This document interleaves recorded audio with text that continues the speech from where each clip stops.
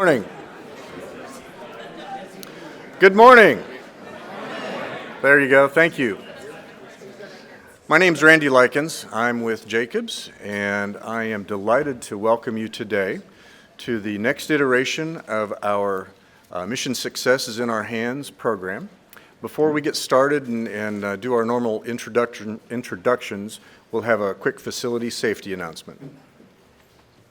Welcome to the NASA Marshall Space Flight Center's Mars Auditorium. We have a couple of brief but very important safety messages for you. If a fire alarm sounds, exit through the side doors and continue to the outside through the front doors.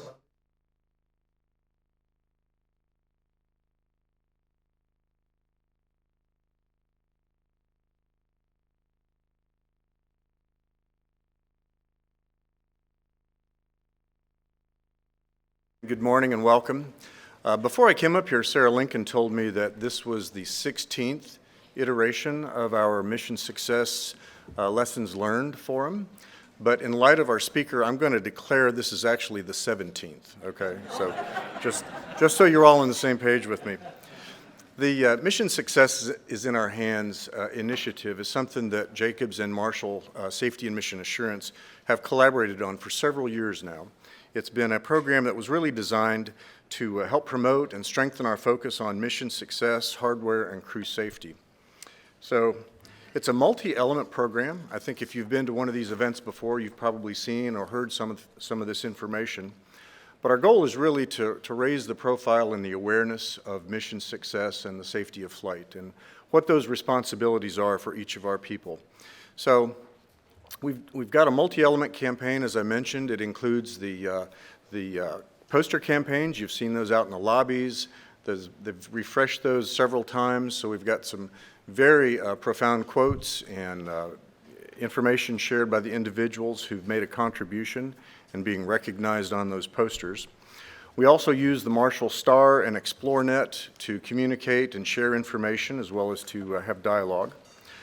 Probably the flagship of our initiative is what we're here today for, which is the Shared Experiences Forum, really giving people who've been there and done that an opportunity to stand up and talk about the things that they've learned and the things that we can take to heart and apply as we go forward and design and build and fly this new rocket. And lastly is the Golden Eagle Award. That's the kind of recognition portion of the program, and this is a peer-nominated activity. So any civil service contractor, any participant within the Marshall team can nominate a peer. Recognition for things like going above and beyond in developing an approach to solving a problem that adds to mission success and flight safety.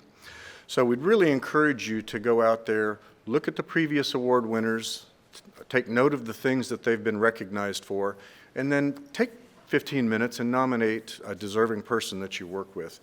Believe me, this kind of recognition is a great incentive and a great way to motivate people on the workforce.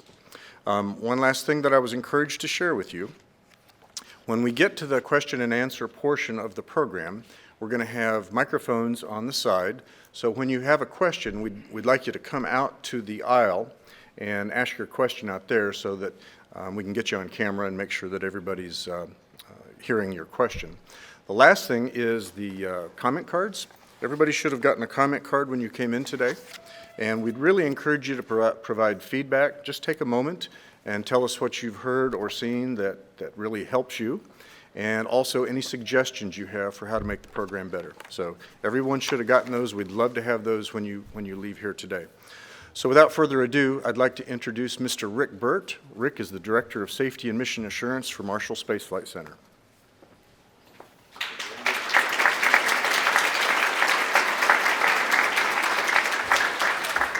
First of all, let me thank Randy and Jacobs for being such a great partner in this program.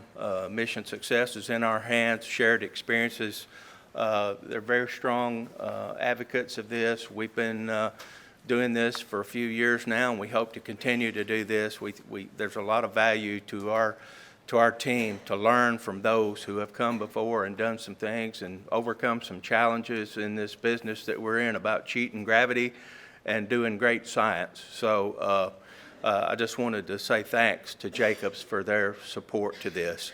It is indeed great to see you here. We have people online watching today. We also have an overflow room where we have people participating and listening in to today's program. So the audience is bigger than this room, and so I just make you aware of that. And as Randy mentioned, if you do have a question, go to the microphone at the end of your aisle so the folks can hear and hear, and the folks in other locations can hear as well. It's at this time, it's my pleasure to introduce to you Jonathan Pettus, Marshall Space Flight Center Associate Director for Institutional, and he will conduct the interview session today as the moderator, and he will introduce our special guest today. So, Jonathan?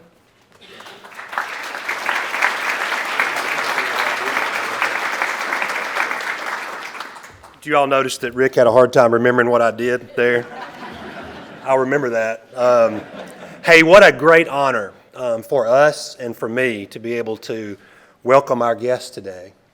It's a special day for us here at Marshall. To join the astronaut corps, you have to be a special caliber of person, someone who can wield their supreme talent and intellect under the most extreme circumstances. Case in point, Harrison Schmitt. Before joining the Apollo program as a scientist astronaut in 1965, Harrison Schmitt earned a PhD in geological field studies from Harvard and was project chief for lunar field geological methods at the U.S. Geological Survey's Astrogeology Center. As an Apollo astronaut, he completed a 53-week course in flight training and helped develop the lunar science training as well as the hardware and procedures that would guide exploration of the lunar surface. In this role, Schmitt was instrumental in equipping the Apollo astronauts with the knowledge and tools needed to successfully execute the science and research activities of the lunar missions. And this is what's cool. 45 years ago today, he rode atop a Marshall-developed Saturn V into space and had the opportunity to step onto the lunar surface himself as lunar module pilot on Apollo 17, the last of the Apollo missions. But his service to the nation and scientific progress continued beyond the Apollo program as NASA's chief of scientist astronauts and then assistant administrator for energy programs in 1974, before resigning in order to run for the United States Senator in his home state of New Mexico, a race in which he won. One of the things I'm dying to ask him is what was scarier, walking on the moon or walking into the Senate. So you can add U.S. Senator to the list of his achievements as a public servant. Since then, and over the course of his life and career, Harrison has received numerous accolades that recognize his contributions as scientist and leader, including introduction into the Astronaut Hall of Fame and the International Space Hall of Fame. There's simply too many to list in their entirety, and that in itself is indicative of all he's accomplished. And just a few short weeks after he and the Apollo 17 crew returned from the moon 45 years ago, they came here in this very room to Morris Auditorium to speak to the Marshall workforce. And here he is again, along with his wife Teresa. So I'm sure, just as our team did back then, you will join me in welcoming Harrison back to Marshall.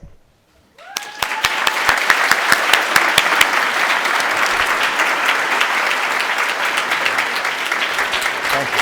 Can I have a minute? I got something ready. Thank you. Thank you very much.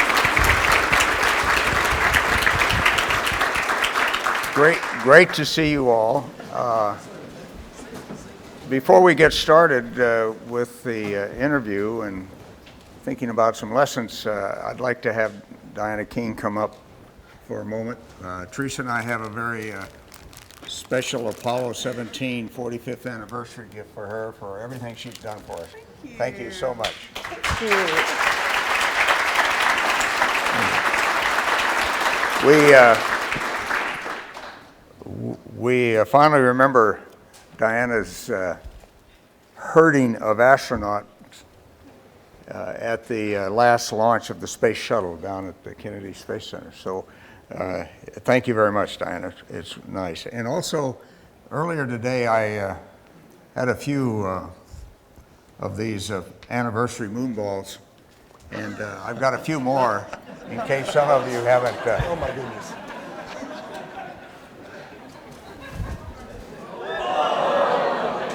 Oh, I got to be more careful. I don't think anybody will be hurt by these. We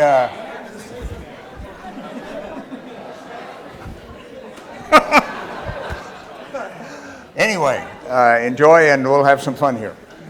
Come on, everybody, sit down.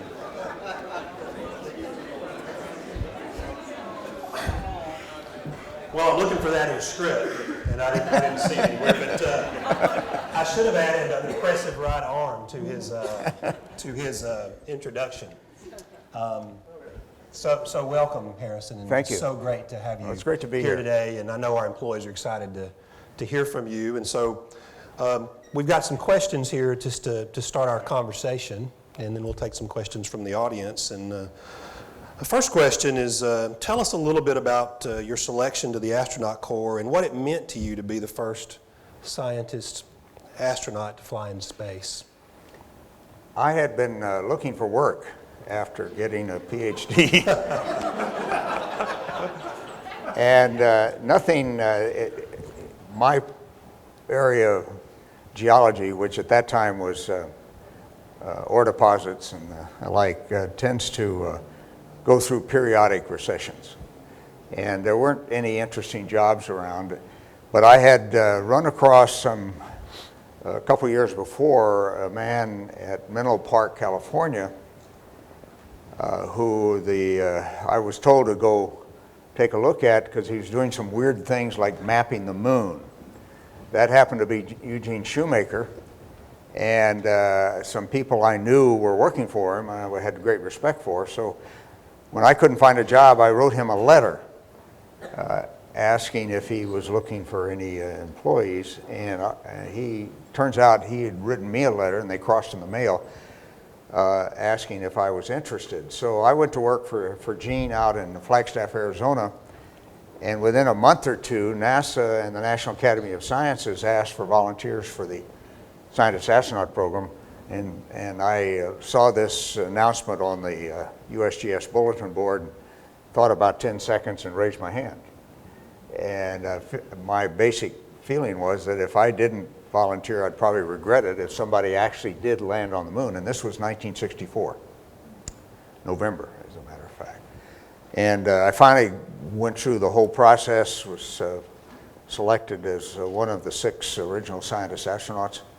And that from there on, it was pilot training, and jets and helicopters, and lots of great engineering. I consider myself have had read engineering. I don't know if some of you may remember that a long time ago, lawyers actually became lawyers by reading the law under a senior respected individual attorney. And that's what I did for several years, was read engineering under the guidance of many NASA engineers at that time. Really an exciting new career for me, a new career addition for me. Great respect for the engineering community and what they did, and did so remarkably well.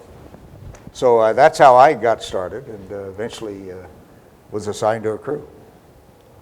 Tell us about you talked a little bit about the training in your bio. I talked a little bit about all the work you did in helping the training from a geological perspective. Can you talk a little bit more about the training, and particularly the role you played in terms of the science and the training for the work that you guys did the science that you conducted when you were on the moon?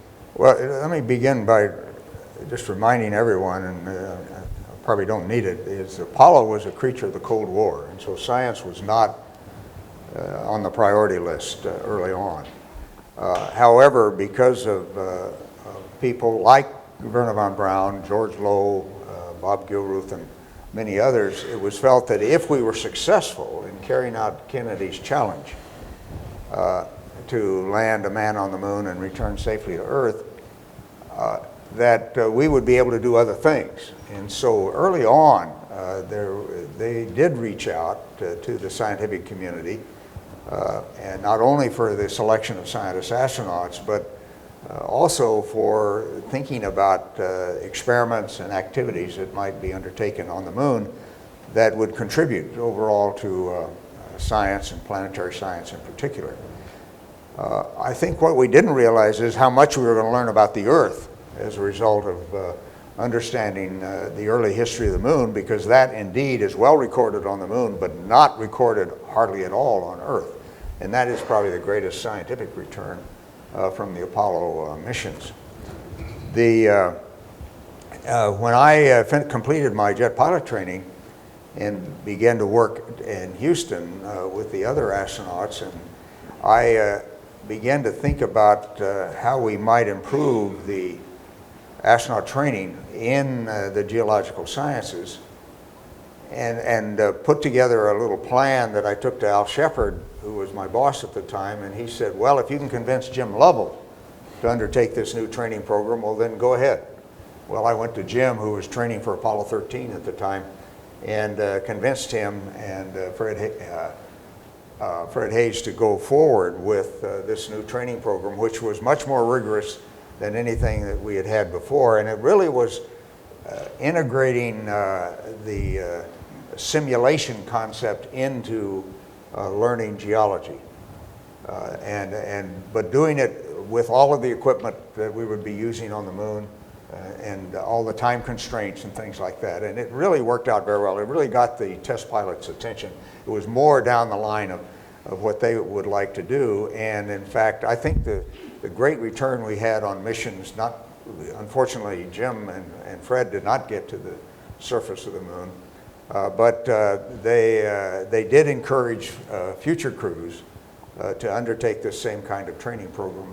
And the return we had, the scientific return we had from all of the missions, I think was greatly enhanced by this very systematic, once a month, 5 days in the field work on training, and on sites that were relevant to where they were going to land on the moon. At least relevant as far as we could tell they were relevant, because we didn't know an awful lot about the moon at the time.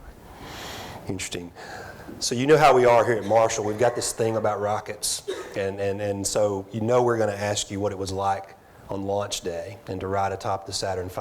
Can you talk a little bit about that experience, the day of launch, and what that was like? Well, I know we have one person in the audience who saw the Apollo 17 launch, and there's another hand. Any others? Apollo 17? What about any other Saturn V launch? There's, well, I tell you, it's an experience. And if I had one experience that I'll carry with me is getting on top of 7.5 million pounds of thrust. The F1 engines, the 5 that we had in that first stage, were LOX and kerosene. And there was something about the interaction of the plumes that created this very low frequency vibration in the whole stack. And that is something that we didn't train for. We didn't train for launch, really. We had launch simulations. But it turns out, I didn't realize at the time, that there really were procedural training and just general conceptual training on how to handle issues that might arise. But it didn't prepare you for the extremely heavy vibration and very gradual increase in acceleration forces that you get on a Saturn V or any major launch vehicle. At 2 minutes and 45 seconds, we were at 4 Gs, so it was significant. I remember trying to raise my arm to, just wondering if I could reach a switch if I needed to. And having your arm 4 times as heavy is interesting. Our shuttle flights were not quite that level of acceleration, but they got off the pad a lot faster. That that vibration, and the reason it caught my eye, literally, was that the instrument panel in the command module was vibrating, so I couldn't read the dials. And that's something to remember for the future. The chances are the SLS, the crew won't really be much help because they can't read the dials unless something really goes wrong and then you're not accelerating or vibrating anymore, then you can read the dials, believe me. But after the first stage was shut down and the second stage ignited, it was a very, very smooth ride. But I think one of the things that I remember most is that initial surprise at how much vibration there was in that rocket. Wow. It's striking, some of you were here when Fred Hayes was here, and he described that experience very similar to the way you described it. So there's some things you just can't simulate. No, you can't. And staging, you don't simulate that either. John Young, as I recall, told us after he had been on Apollo 10 that staging was like a train wreck. Well, I asked John, have you ever been in a train wreck? And he never had, and I never had, but that's probably as good a description as anything, because in just slightly over a second, you go from 4.5 Gs to a minus 1.5 Gs as the stack unloads, and you actually decelerate, to a plus 1.5 Gs on the S2 stage. And that is just a little over a second, and that does get your attention, no question. I bet. You know why you're strapped into that. I know we had the launch checklist was on a bungee sort of right here between Ron Evans and myself. And that thing was bouncing around in the cabin. I'm not sure that was a good idea to have that on a bungee. Well, on the way, after things settle down, I know you get asked this question a lot too, but can you talk a little bit about the making of the famous blue marble photograph, the taking of that photograph of the planet Earth? And I think we have it as we scroll through. One of the most iconic photos ever taken. Did you have any idea that image might have the kind of impact that it's had? The short answer is no, but let me mention one other thing. About the ride on the Saturn V, and that is that when you first hit weightlessness after all of that activity, that's something else you can't simulate. You can get 30 seconds or so in a parabolic flight, but continuous weightlessness is different, and I wish all of you could experience it. It's very, very nice. But the thing that I noticed was that one thing you can't do is move around rapidly and tumble and that kind of thing. And that's something our commercial friends need to think about a little bit when they have passengers, is you got to take it easy, or you may make yourself sick and not enjoy the ride at all. But the blue marble photograph,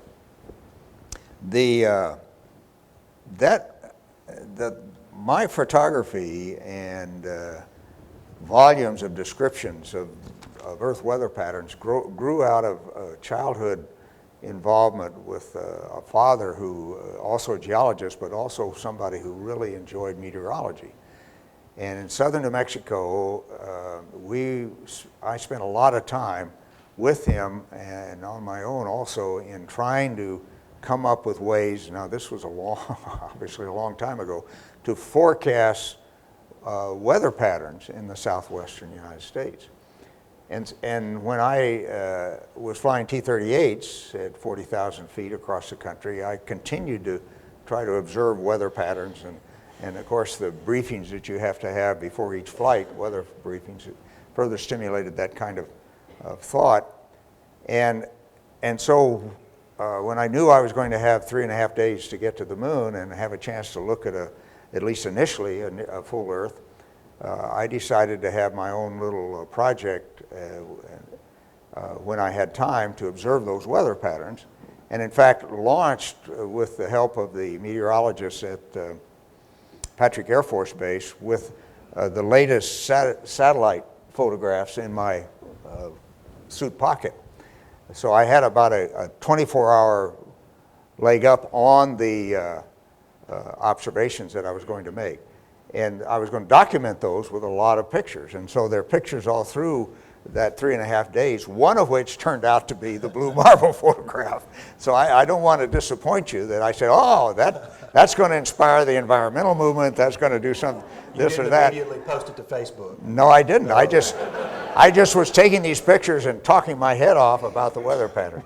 And so that was the story really of the blue marble photograph, where it came from. And it really is, though, gratifying to know that at least my friends at Johnson tell me that it's the most requested photograph in the NASA archives to date. Now, when somebody gets a really good picture of Mars, that probably will change, but we'll see. Let's keep our fingers crossed. Yeah. So I don't know if you're aware, but Alabama these days has become quite the hub for automobile production.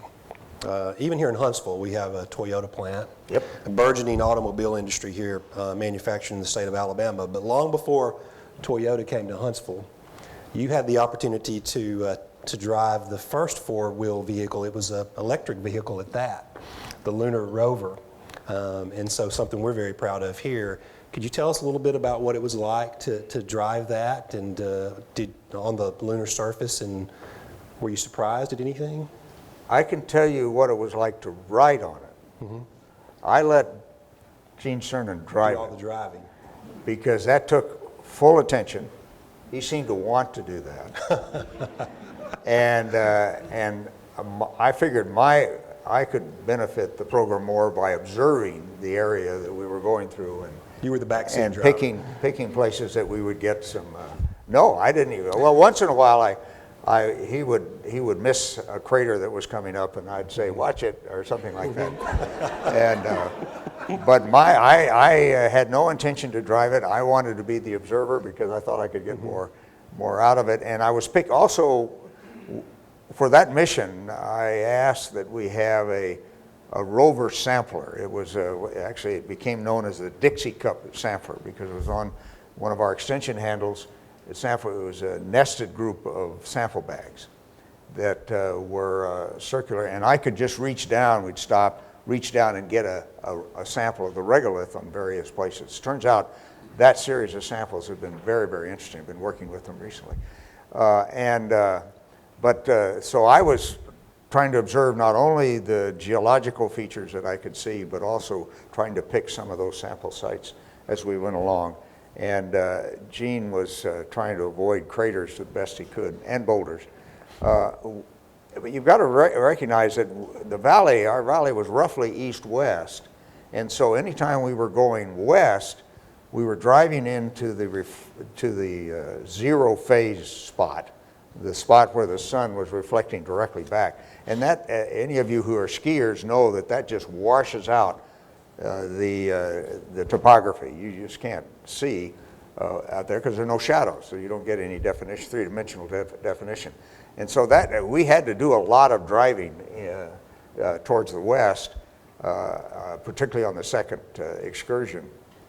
And so we developed this slightly zigzag motion, so at least you get some definition of shadows on either side of that zero phase point.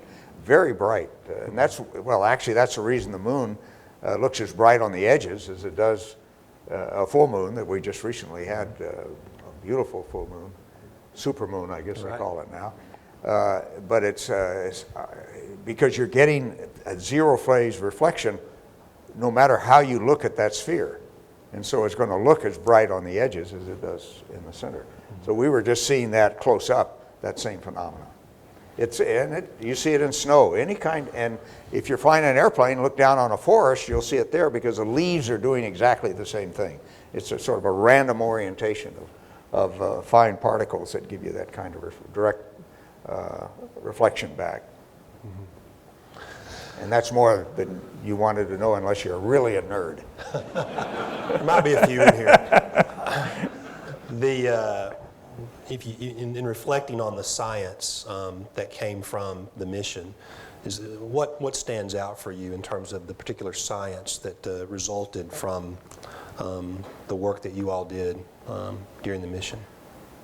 Well, relative to the Earth, that understanding of the first billion years of Earth history, I think, is the most important thing. It's a period of time called the Hadean. here on Earth, and it's basically just a block. It's an eon that's a blank spot on the geological age sequence. In the last 10 years or so, we found a few minerals called zircons in the sandstones of Australia, primarily in Australia, that were formed 4.4 billion years ago. Wow. And that is in the Hadean. That's that period. So that's right now the only evidence we have of some of the things that might have been going on in that period, other than what we know was happening on the moon. And what was happening on the moon? Tremendously violent period. Large basins were forming. The largest probably is about 3,200 kilometers in diameter. It's continental in scale. And there's absolutely no reason to think that that wasn't happening on the Earth as well. There probably were 100 or more of these big impacts on the moon, and it's been estimated that may be increased by a factor of 5 or more here on Earth. So the Earth was a very violent place during that period of time. And one of the things that was happening here, though, is that somehow or another, organic elements were being organized into organic molecules at the same time that the Earth was being bombarded. And that's a little bit of a puzzle that we're working on right now. One of the possible explanations for that is the presence of a mineral that almost certainly was dominant on the Earth at that time. It's called clay. You're familiar with that, I'm sure, down here in Alabama. We know a little about that. But some clays, called smectites, are very amenable to absorbing all sorts of different elements and compounds. And we know that they're present in the ancient rocks of Mars. So that's starting to look like maybe an important organizing scaffold, if you will, for these complex molecules that ultimately organized to the point where they could replicate themselves, and that was the beginning of life. So I just picked one. As far as understanding the moon, Apollo 17 picked up an awful lot of good information, and in fact, as some colleagues and I have just published a paper called Revisiting the Geology of Taurus Littrow. It's in the Icarus, one of this year's Icarus volumes. And if anybody's really interested in seeing how you integrate what was observed, what I observed in the Valley of Taurus Littrow with 45 years of scientific advance in the analysis of samples and remote sensing, particularly the Lunar Reconnaissance Orbiter photography that's just magnificent. That paper would give you an idea of how you go about trying to integrate all that. Mm-hmm.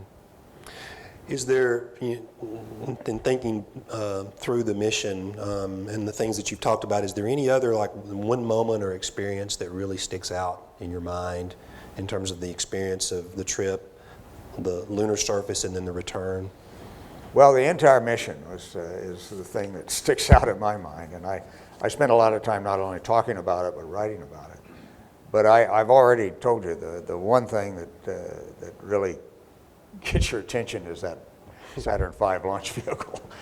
A magnificent accomplishment. And something that we tend to forget is that between November of 1968 and November of 1969, people, most of whom were in their 20s, launched a Saturn V, or its equivalent in terms of relative to Apollo 7, every 2 months. Every 2 months. And there were spacecraft on top of them, human spacecraft. So it tells you what is possible if you just can organize yourselves to make it possible again. Now, one thing that we have to try to do is not let the risk of spaceflight overwhelm the need for spaceflight. Management of risk, which is what we did in Apollo, is something that you have to do, but you can't be so afraid of taking risks that you don't fly, and that you end up with milestones that you can't reach. We almost did that with the space shuttle. Mm-hmm. Some of you may recall that around 1980, before the first flight of the space shuttle, we had built such a milestone fence ahead of the shuttle because of inadequate funding to get through the unknown unknowns that always appear, that the shuttle was not going to launch.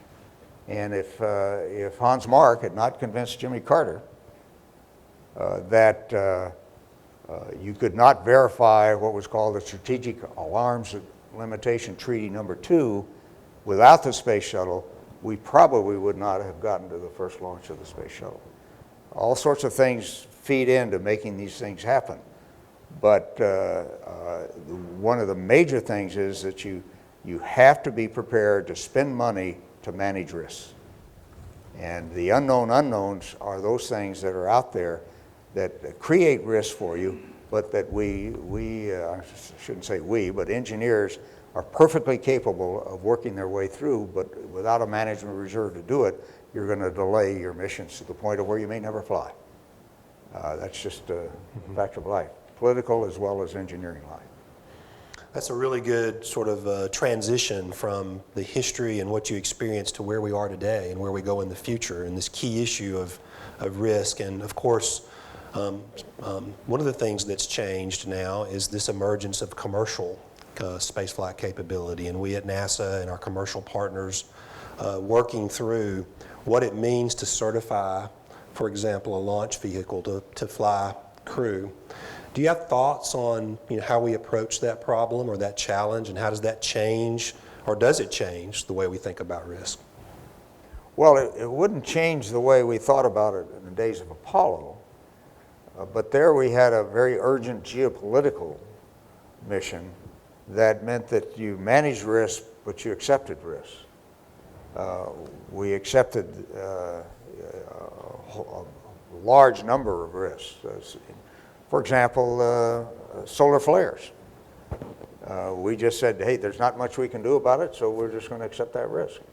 And you have to be willing to do that if you're going to be a player in the, not only in nearer space, but in deep space. The risks of deep space haven't changed. The risks of nearer space have come down because we're familiar with it. We know how to operate there.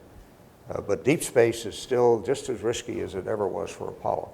And some of those risks you're going to have to accept.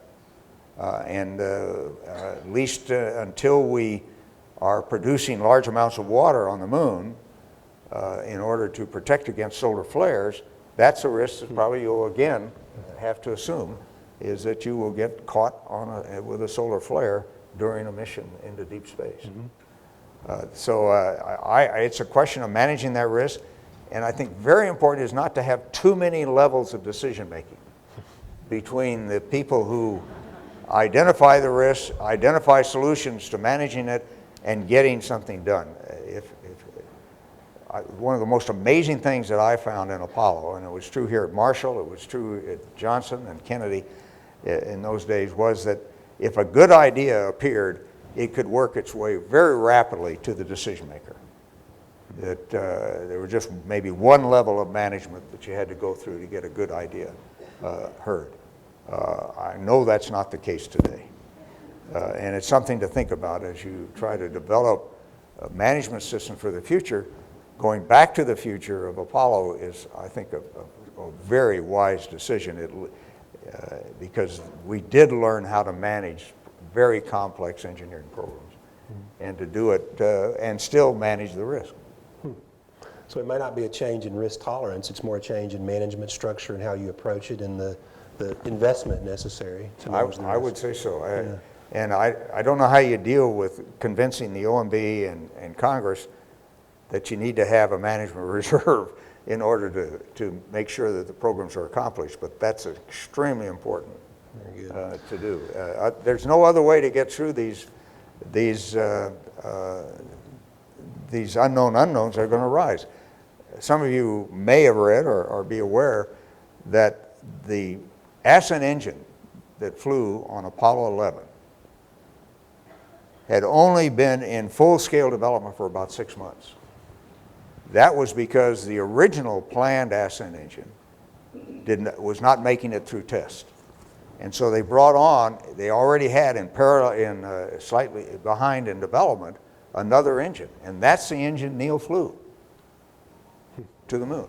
Wow. And that was because they had the management reserve to do it. Now, how did they get that? Well, Jim Webb, when he asked, after Kennedy had decided that we were going to go forward with the program that became Apollo, Webb asked his engineers in the then Space Task Group at Langley and at headquarters to estimate what it was going to cost to do what Kennedy had asked us to do.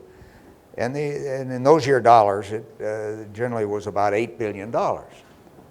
Well, when Webb went to Congress and the OMB, he said it's 16. So we started out with 100% management reserve. We used all of it, believe me, but it's why we stayed on schedule.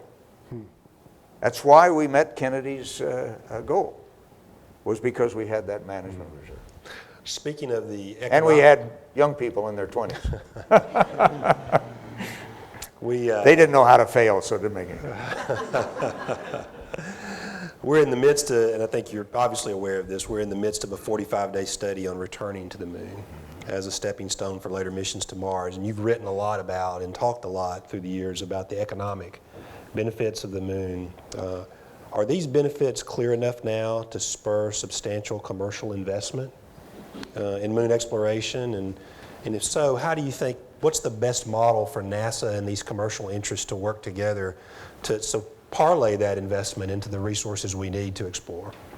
Well, the commercial world right now, with some exceptions, one major one and some others, commercial space world, is still primarily a customer of the government. So it's being supported by the taxpayer. And because it's being supported by the taxpayer should have some say in the level of risk that commercial enterprises take on. Now the commercial enterprises will do other things, but if you're running a really good commercial operation, you can't afford to take these risks, not manage your risks any more than anybody else can. So let's hope that they recognize that, and that this partnership is one where everybody shares and does the things necessary to manage the risks that are inherent in these kind of activities. And it's just going to take a very close cooperative relationship between them. And you can't let, I would say that the government and the commercial entities can't hold back on what they share. You really can't. It's too important to the nation. It's not only important to individuals that might get hurt by it. Sharing information is, I think, absolutely mandatory. I don't know how it's working out for you, but it really is. We can talk a little bit about that. Yeah, I'm sure you can. Yeah, but your point about relationships is really, I think, we're seeing that. I think that's very true. Now, I'm a director of Orbital ATK, which now soon regulatory issues are resolved, as we anticipate they will soon be part of Northrop Grumman Corporation. I think, we learned a long time ago at Orbital that sharing information with NASA on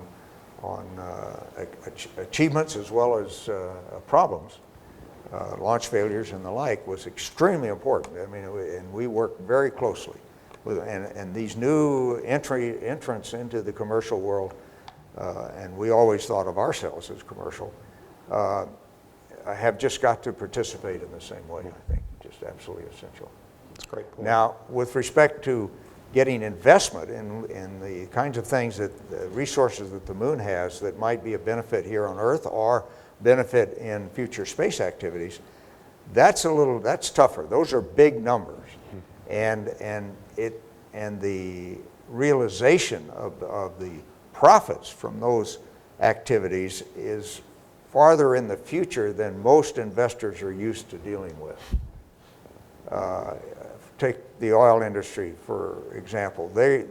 If they have capital investment, they know that there's a relatively near-term return on what they can do with that investment.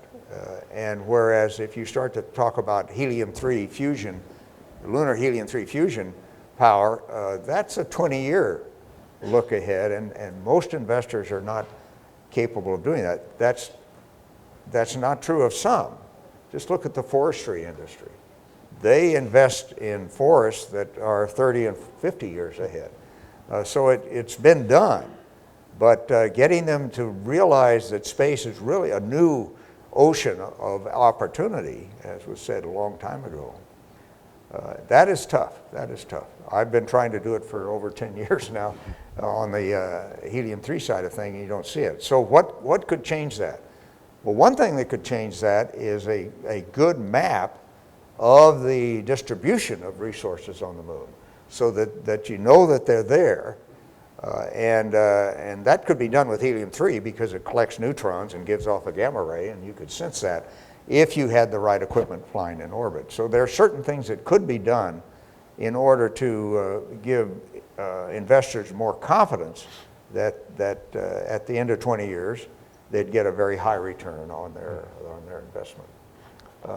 It's a tough sell right now to talk about lunar resources just because of the time frame and the uncertainties that many people have.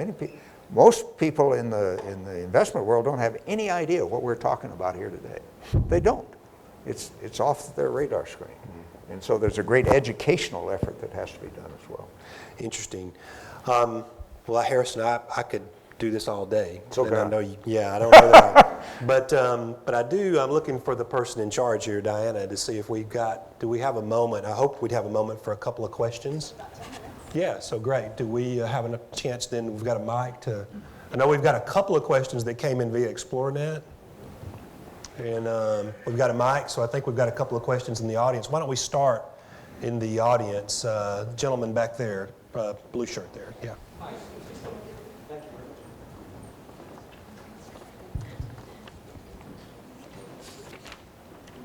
Thank you. So many questions I'd love to ask about the past, but I'll ask one about the present, which is, and first of all, excited to be here. I'm a relatively new person in Marshall. I'm working on lunar landers, so I'm excited to be talking to somebody who's already done that. The Chinese efforts to land, and they've done that once already. What would you, and they've orbited and they've done surveying. What would you say what's your opinion about that? Thank you. Well, that's a geopolitical imperative right now for the United States. That has the same, if not greater imperative than what faced Apollo. It's just not recognized fully yet by most of our political leaders. I think the administration has begun to recognize that, and that's why you're seeing a significantly more aggressive activity on the part of the White House with the reformulation of the Space Council and some of the statements that the Vice President certainly has made.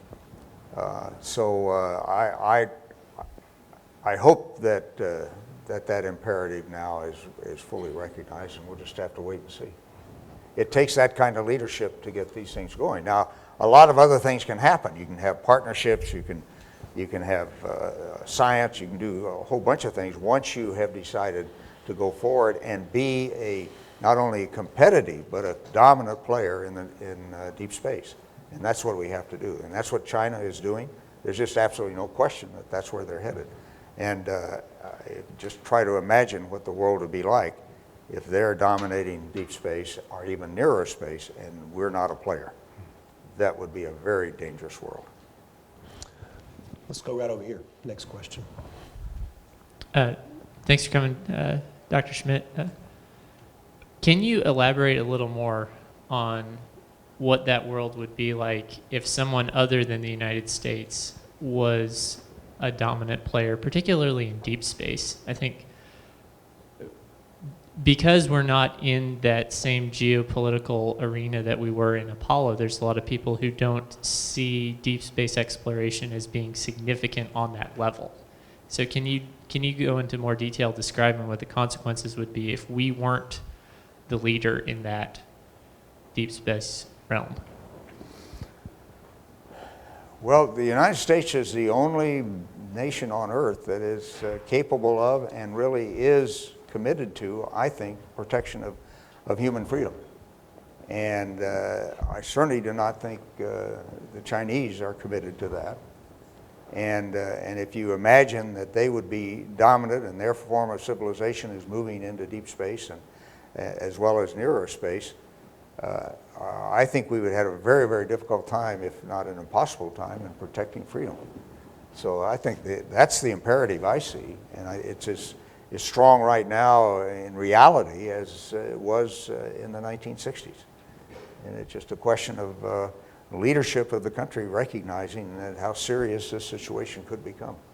And I think that's one of the major impetuses for the Space Council, the new space, the reinvigorating the National Space Council.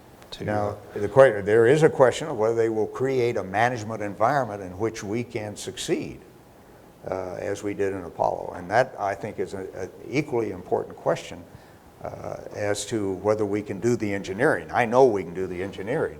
It's just a question of whether the management environment is such that you can actually succeed. Let's go. Do we have another question here? Hi. Kind of to add on to these previous two questions, I've read an article within the past week that Russia and China are developing technologies to incapacitate our surveillance and intelligence satellites, and it really raised a lot of concerns in my mind about maintaining peace in space, and I wonder if you can provide any commentary on peace and even low Earth orbit, not even, deep space is kind of a far off, but. Well, the best way to preserve peace in space is to be there and be strong, and to recognize what the nefarious intentions of other nations might be.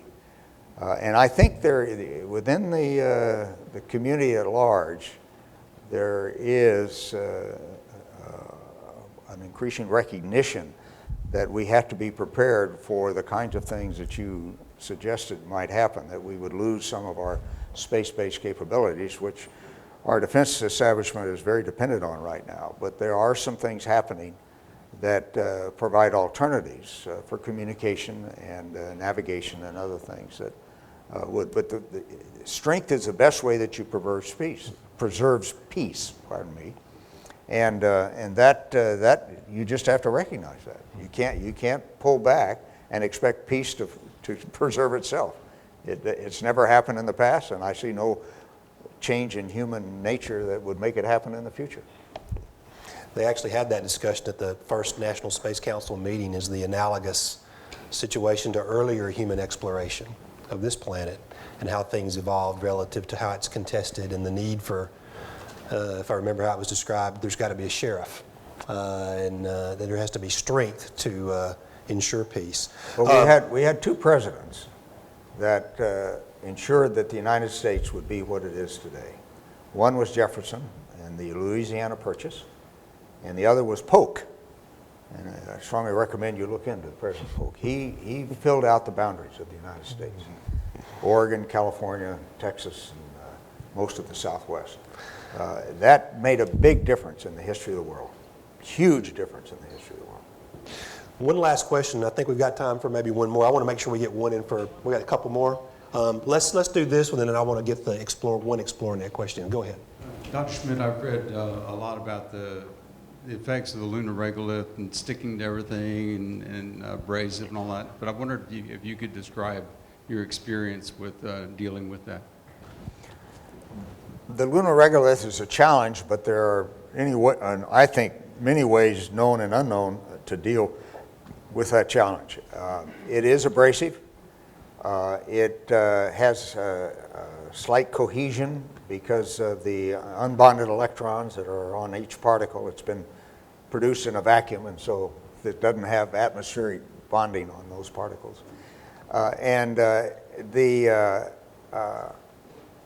The main problem of dust, you all solved it with the rover. You had hermetically sealed bearings and everything, and the rover did not notice, I don't think, that there was any dust on the moon. And so that's one engineering solution. The biggest thing is we have to figure out how to keep the spacesuit out of habitats. And a lot of work has been done at Johnson on the, what do they call it now? Lunar Exploration Rover, or anyway, the pressurized rover that has been worked on there. They have been working with having the suits hanging on the outside of the rover and going into the suits from inside the habitat. That's an important thing. Actually, that concept, I think, came out of the Ames Research Center originally. But the suit is the primary vector of getting dust into your habitat. We experienced it, of course, 4 different times. We had to breathe dust. As far as I know, there were no adverse effects, but unfortunately, we don't know that for sure. And having long-term exposure to significant dust of any kind, lunar or otherwise, is not good. We know that from here on Earth. I again think that there are layered defenses that one can have to protect equipment and human beings from dust. We just have to be thinking about how we put that together in a cost-effective way. There's one last, well, I know we're all out of time, but I do want to try to get one of these questions in, so it'll have to be a quick one. And this is one that I think you're uniquely qualified to give us an answer on. In designing the future of lunar and Martian surface exploration capability, as some of our people are working on, as an astronaut scientist, what is one capability that you want the next generation of limbs and surface support equipment to have that the Apollo era equipment did not have? I think the most important thing we do right now is make sure that we're investing adequately in new spacesuits. The Apollo spacesuit, 7LB, was qualified for 6 excursions. We did 3. It was the gloves and parts of the back were pretty badly abraded, nothing serious. From that, the bearings had held up. They were scratched, but there was no leakage. The leak checks worked out very nicely all 3 times. But when you start thinking about long-term activities on the surface and you want to fully utilize human capabilities, you need a spacesuit that not only can go for 100 cycles, but that can be easily refurbished. You're not going to launch a whole bunch of spare spacesuits. I just don't see that as particularly when your engineering resources can be put into designing a suit that will last for a long time. Now, you need to have dust rejection, I think, on those suits, passive or active. I think you can do that. I think there are engineering solutions for that. But again, at some point, you'll probably end up having to refurbish a suit on Mars, and certainly on Mars, and certainly on the Moon. And we need to be thinking about that as we design and develop and build these future spacesuits. As a field geologist, I want something that I can use and use repeatedly and that's safe and reliable. Very good. Well, Harrison, I know for me it's been an honor to spend a few moments chatting with you, and for our Marshall workforce to have you choose to come here to celebrate the 45th anniversary is something we won't forget. And we're very proud to have had this opportunity. We're proud of you. We're so happy to have you and your wife, Teresa, here with us. And thank you again. Let's give him one more great round. Well, thank you. Thank you very much.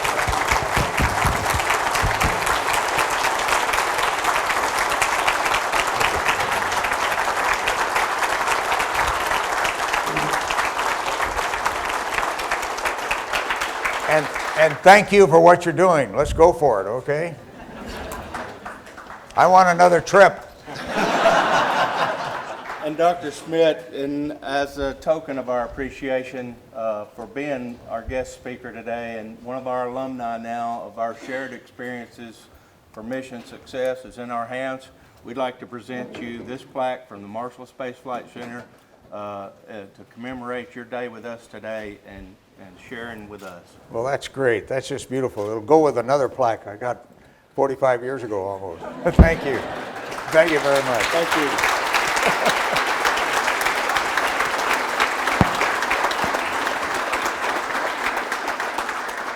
Thank you very much. Thank you, sir. Pleasure. Remember when you came in, the feedback cards that you got? Please make sure that you turn those in. There'll be baskets to collect those in on the way out. That's the best thing we can do to make these programs continue to have these programs and have exciting speakers like we had today. And thanks again, Dr. Schmitt and Mrs. Schmitt, for being here with us today as our special guests.